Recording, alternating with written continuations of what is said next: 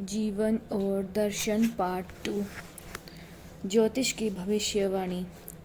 5 दिन बाद बोधिसत्व को सिर से नहलाया गया। तब सबसे कम आयु वाले तरुण कौंड्य नामक ब्राह्मण ने बोधिसत्व के सुंदर लक्षणों को देख एक ही उंगली उठाकर एक ही प्रकार का भविष्य कहा। इसके घर में रहने की संभावना नहीं है, ये महाज्ञानी बुद्ध होगा। इसके बाद नामकरण हुआ, सिद्धार्थ कल्याणकार नामक रखा गया। राजा ने पूछा, कौन से लक्षण हैं जिसके कारण मेरा पुत्र बुद्ध होगा? कौंडिन्य ब्राह्मण ने उत्तर दिया, वृद्ध, रोगी, मृत और प्रवर्जित। इन लक्षणों को देखने के बाद आपके पुत्र में वैराग्य होगा और वह वन को जाएगा। ऐसा सुन राजा ने आज्ञा दी कि अब से इस प्रकार के किसी भी लक्षण को मेरे पुत्र के पास मत आने दें। मुझे उसके बुद्ध बनने में आनंद नहीं। उसने 2 सहस्र दीपों से घिरे चारों महाद्वीपों का आधिपत्य करके 36 योजन तक चारों दिशाओं में 3-3 कोस की दूरी पर पहरा बिठा दिया। उस 36 योजन क्षेत्र को पुत्र के घूमने फिरने हेतु निश्चित किया। राजा के उत्तम रूप वाली सभी दोषों से रहित दाइयां पुत्र को देख रेख और सेवा के लिए नियुक्त की। एक दिन राजा के यहाँ खेत बोने का उत्सव था। उस दिन सारे लोग नगर को अलंकृत करते, सभी दास और नौकर आदि नए वस्त्र पहनते, गंधमाला आदि से विभूषित होते, राजमहल में एकत्र होते। राजा की 1000 हलों की खेती थी। उस दिन बैलों की रस्सी की जोत के साथ राजा का हल रत्न स्वर्ण जटित था। बैलों के सींग और रस्सी के कोड़े भी स्वर्ण खचित थे। राजा दल बल के साथ पुत्र को लेकर हल जोतने पहुंचा। खेती के स्थान पर ही सघन पत्र की छाया वाला जामुन का वृक्ष था। उसके नीचे कुमार की छया बिछाई गई, ऊपर स्वर्ण तार खचित वितान लगाया गया, उसे कनात से घेरवा पहरा लगवा दिया गया।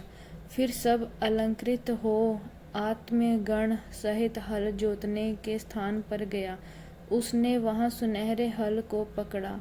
अमात्य एक कम 800 हलों को और कृषक शेष दूसरे हलों को पकड़कर इधर उधर जोतने लगे।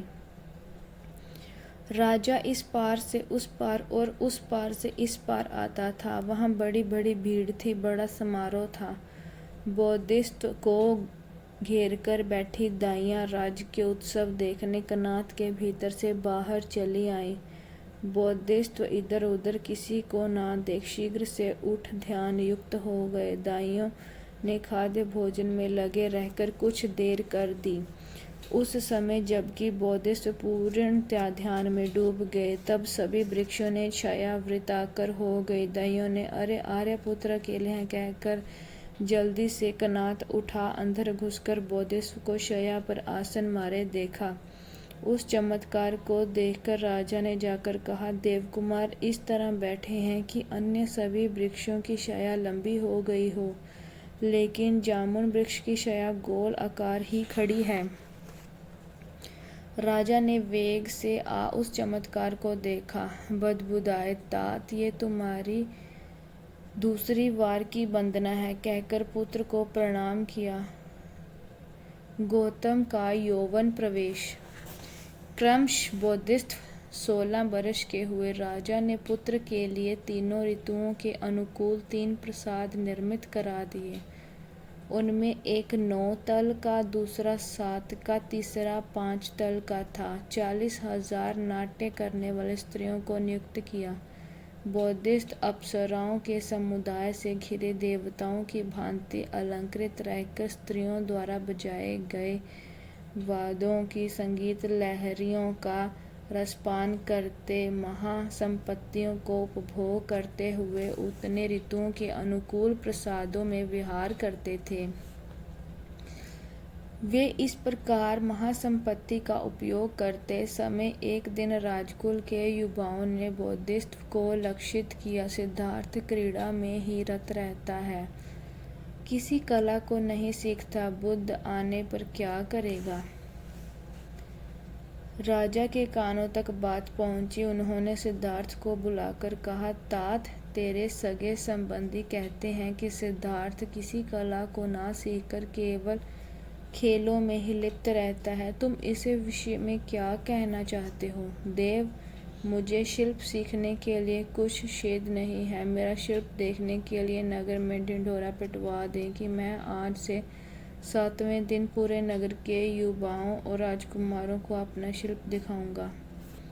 राजा ने वैसा ही किया। बोधिसत्व ने अक्षण वैद्य, बाल वेद जानने वाले धनुर्धारियों को एकत्रित कर उनको अपनी धनुष कला दिखाने का पहला अवसर दिया। उनका कौशल दिखलवाने के बाद खुद उन्होंने धनुष बाण संभाले और 12 कलाओं के धनुष विद्या की बात बता बोले, यदि किसी को वे कलाएं आती हैं तो उसे पहला अवसर देता हूँ। धनुर्धारियों की दृष्टि नीचे हो गई, क्योंकि जिन 12 कलाओं की धनुष विद्या की बात बोधिसत्व से कही थी, उसकी कलाएं तो केवल देवताओं और देवलोक तक ही सीमित थी। वे अपने पृथ्वी लोक तक तो आई ही नहीं थी। जब कोई भी उस धनुष कला को देखने के लिए सामने न आया तो बोधिसत्व उठे और अपने धनुष कला दिखानी आरंभ की तो चारों ओर सन्नाटा व्याप्त हो गया। उनकी कला देखकर बोधिसत्व के सगे संबंधियों और कुमारों की शंकाएं दूर हुई और बोधिसत्व केवल क्रीड़ा ही करते हैं। 4 पूर्व लक्षणों का योग। एक दिन बोधिसत्व ने सारथी को बुलाकर उपवन देखने की इच्छा के लिए रथ को मंगवाया। उसने अच्छा कहा। महाउत्तम रथ को सभी अलंकारों से अलंकृत कर कमल पत्र सुदृश 4 मंगल देशीय घोड़ों को जोत बोधिसत्व को सूचना दी गई। बोधिसत्व देव विमान की तरह सजे रथ पर चढ़कर उपवन की ओर चले। तब आकाश लोक में जुटे देवताओं ने विचार किया, सिद्धार्थ कुमार को बुद्धत्व प्राप्त करने का समय समीप है। हम इस पूर्व लक्षण लक्षित करें। जरा जीर्ण वृद्धावस्था में कृशकाय शरीर। ऐसा विचार कर देवताओं ने एक देवपुत्र को वृद्धावस्था से जर्जित किया। टूटे दांत, पके केश, टेढ़े झुके शरीर, हाथ में लकड़ी लिए कांपता हुआ सिद्धार्थ को दिखलाया। उसे केवल सिद्धार्थ और सारथी ही देख सकते थे। तब सिद्धार्थ ने सारथी से पूछा, सौम्य, ये कौन पुरुष है? इसके केश भी औरों के समान नहीं है। सारथी ने उत्तर दिया, ये वृद्धावस्था है जिससे हर मानव को गुजरना होता है। सारथी का उत्तर पाकर सिद्धार्थ बोले, आह, धिक्कार है जन्म को, यहाँ जन्म लेने वाले ऐसे वृद्धावस्था हो। कहकर सिद्धार्थ उदास हुए और रथ को मोड़ देने का आदेश दिया। पुत्र को उदास भाव में आया देखकर राजा ने सारथी से कारण पूछा। सारथी ने बताया कि जो मार्ग में सिद्धार्थ ने देखा था, राजा को पुत्र के विषय में कही गई भविष्यवाणी स्मरण हो आई कि बुढ़ापा देखकर सिद्धार्थ प्रवर्जित होगा। राजा ने तुरंत सुंदर नर्तकियों को नृत्य के लिए कहा, ताकि नृत्य में डूबकर पुत्र को बुढ़ापे का स्मरण न आए। साथ ही राज्य की सुरक्षा और सीमा बढ़ा दी, जिसमें पूर्व लक्षणों वाली कोई चीज सिद्धार्थ के सामने न आए।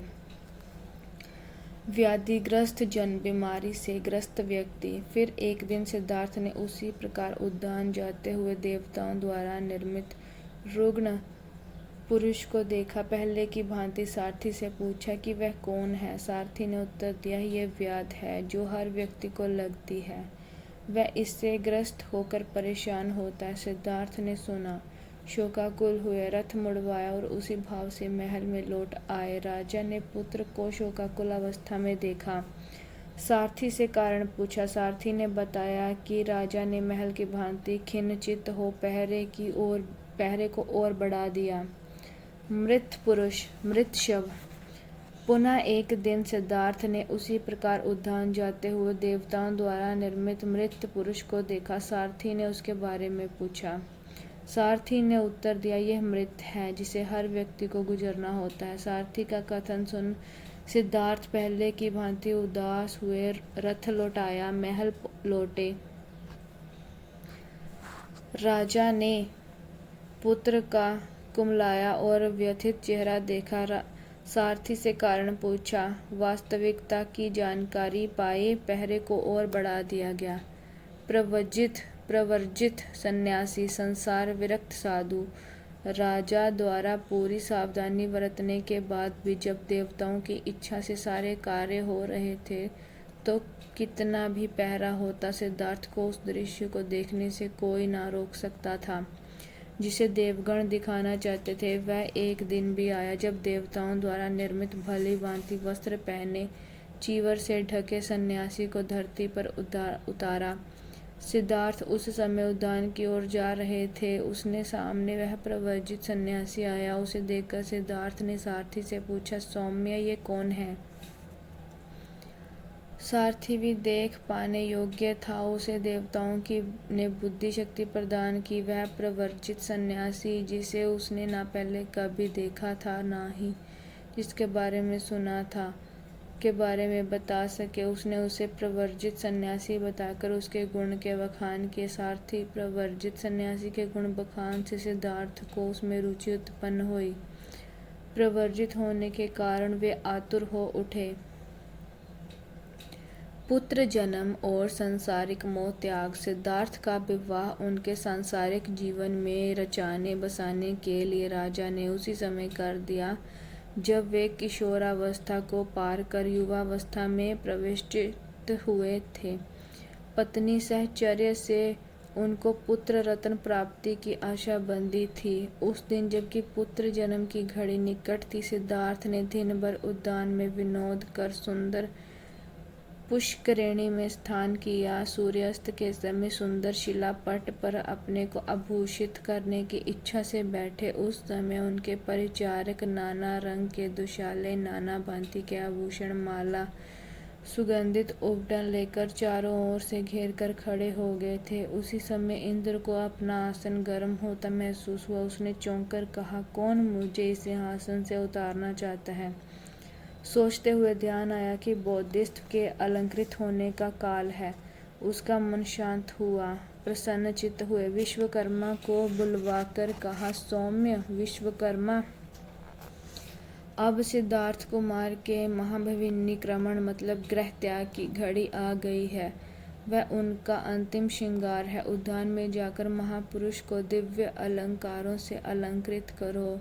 उसने अच्छा कह देवबल से उसी क्षण आकर सिद्धार्थ को वस्त्र धारण कराने वाले की तरह सिद्धार्थ की ओर दुशाला बढ़ाया और उसने अपने सिर पर बांधा। उसके हाथ के स्पर्श से सिद्धार्थ जान गए कि ये मनुष्य नहीं, कोई देवपुत्र है। पगड़ी को सिर से सजाते ही सिर में मुकुट रत्नों की भांति एक सहस्त्र दुशाले भारहीन से सुसज्जित रहे। विश्वकर्मा ने उन्हें सब प्रकार के सुसज्जित कर दिया और ब्राह्मणों ने मंगल गान और स्तुति घोष कर जय हो कहा। सर्व अलंकार सहित सिद्धार्थ उत्तम रथ पर आरूढ़ हुए। उसी समय महल में सिद्धार्थ की पत्नी को पुत्र प्रसव हुआ। समाचार सुन महाराज सुधोधन ने आज्ञा दी, मेरे पुत्र को ये समाचार सुनाओ। सिद्धार्थ ने सुनकर कहा, राहु पैदा हुआ, बंधन पैदा हुआ।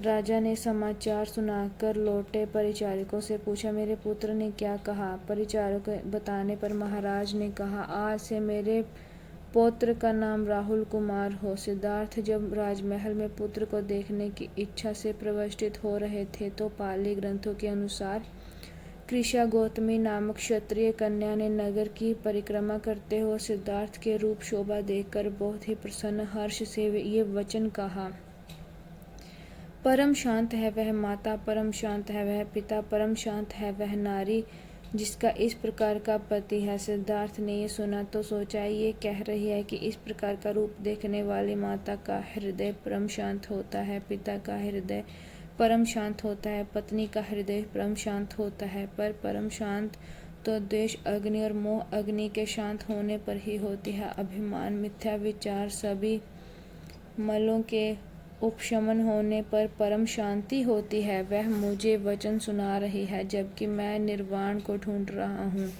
उसके बाद सोचा, आज ही मुझे गृहवास छोड़ निकलकर प्रव्रजित हो निर्वाण की खोज में लगना चाहिए। इसे गुरु दक्षिणा देनी चाहिए, क्योंकि उपरोक्त कथन कहकर इसने मुझे निर्वाण की ज्योति जला दी है। ऐसा निर्णय ले उन्होंने अपने गले से 1 लाख का मुक्ताहार उतार कृष गौतमी के पास भेज दिया।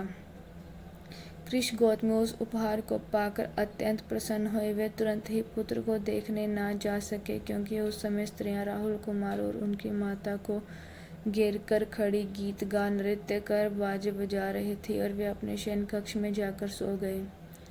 किसी को आकर सूचना दी कि जिनको प्रसन्न करने के लिए वो गीत, नृत्य और वाद्य यंत्र से मधुर स्वर निकाल रही है, वह ही सो गया तो वो किसके लिए गाएं, बजाएं, नृत्य करें। अंततः कार्यक्रम रोक वे अपने अपने स्थानों पर सो गई। आधी रात के समय सिद्धार्थ उठे, शयन कक्ष से बाहर आए। उन्होंने राजप्रसाद में पुत्र जन्मोत्सव के शुभ अवसर पर नगर भर की आई हुई उन सुंदर रमणियों को देखा जो वहां नाच गायन के लिए आई थी। उस समय रात्रि अधिक हो जाने के कारण घर न जाकर राजप्रसाद की अतिथि बन वह इधर उधर जहाँ जिसे स्थान मिला पड़कर सो गई थी। उनकी सुंदरता से राजप्रसाद का कण कण शोभायमान था, पर मन में वैराग्य से भरे हुए सिद्धार्थ ने उनके रूप यौवन में काम भोग की विरक्त जाग रही थी। उन्हें लग रहा था वह स्थान शमशान है और चारों ओर कष्ट ही कष्ट है। उनका चित्त प्रव्रजा के लिए अधिक आतुर हो उठा।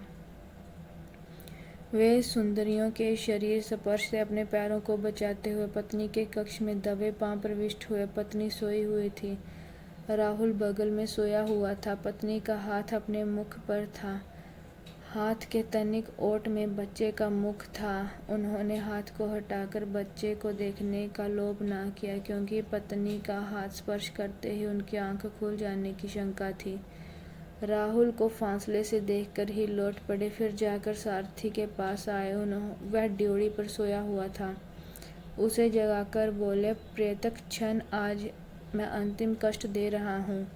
मैं महाभिनिक्रमण गृह त्याग करने जा रहा हूँ। मेरे लिए कंथक सबसे अच्छा अश्व को तैयार करो, मैं आगे बढ़कर प्रतीक्षा करता हूँ। वे खामोशी के साथ राजमहल के द्वार से बाहर निकले। छंदक उनका मनपसंद घोड़ा ले आया। पाली ग्रंथों के अनुसार कंथक नामक वह घोड़ा अश्व गर्दन से लेकर पूंछ तक 18 हाथ लंबा था। वह महाकाय, बल, वेग, घुले शंख के समान सर्वश्वेत वर्ण का था। यदि वह हिनहिनाता अथवा पैर पटकाता तो वह शब्द सारे नगर में फैल जाता। इसलिए देवताओं ने अपने प्रताप से, जिससे उसके शब्द कोई सुन न सके, उन्होंने हिनहिनाने शब्द को रोक लिया। जहाँ जहाँ घोड़ा पैर रखने जा रहा था वहाँ वहाँ अपनी हथेलियाँ रखने की तैयारियाँ की। सिद्धार्थ कूदकर घोड़े की पीठ पर बैठे। कहा, तात कंथक, आज तू मुझे 1 रात पार कर दे, मैं तेरी सहायता से बुद्ध होकर देवताओं सहित सारे लोक को पार उतारूंगा। उस रात छंदक अपने घोड़े पर सिद्धार्थ के साथ था। सिद्धार्थ के कहने से चंद्रमा बादलों की ओट में छुप गया। हर ओर घटाटोप अंधेरा छा गया। नगर से निकलते ही देवताओं के द्वारपाल आकाश मार्ग से उतरे। 8000 दाहिनी और 8000 बाईं ओर उल्काओं की मशालों को धारण कर मार्ग प्रकाशित करते रहे। नाग, गरुड़ आदि देव दिव्य गंध, माला, चूर्ण, धूप से पूजा करते, पारिजात पुष्प, मंदार पुष्प की वर्षा करते रहे। घने मेघों की वृष्टि के समय आकाश आच्छादित हो गया। समुद्र उछाले लेकर अनेक वाद्य यंत्रों ने संगीत का स्वर निकाल प्रसन्न हो रहा था। इसी श्री और सौभाग्य के साथ बोधिसत्व प्राप्त को जाते हुए सिद्धार्थ 1 रात में 3 राज्यों को पार कर 30 योजन की दूरी पर अनोमा नदी के तट पर पहुँचे। धन्यवाद।